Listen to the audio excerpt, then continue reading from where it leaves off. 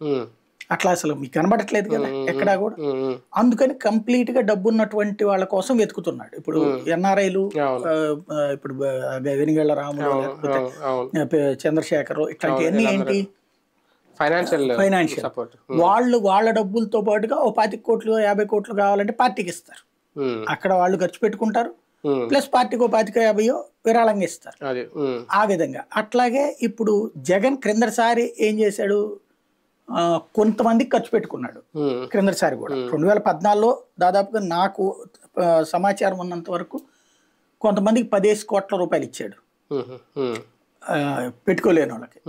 కానీ కొంతమంది ఏంటంటే మేము 50 పెడతాం మేము 60 పెడతామని చెప్పి ఎలక్షన్స్ ముందు పెట్టలా.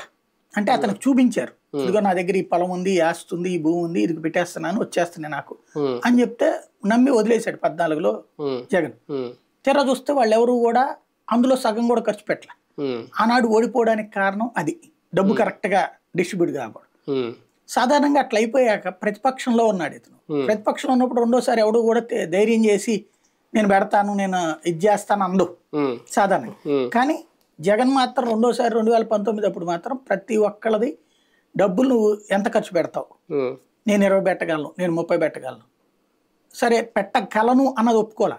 ప్రతిపక్షంలో ఉండి అతనికి గెలుస్తానన్న కాన్ఫిడెన్స్ ఏ స్థాయిలో ఉందంటే ఖచ్చితంగా నువ్వెంత 20 ఉంది నా దగ్గర, 20 ఎట్లుంది అంటే పొలమో స్థలమో భూమో లేకపోతే ఎట్లాగో మొత్తం అమ్మేసి పట్టుకొచ్చి డబ్బులు ఇచ్చేసి పార్టీకి డబ్బులు ఇచ్చేసి మిగతాది ఏంటంటే మీ ఖర్చులకు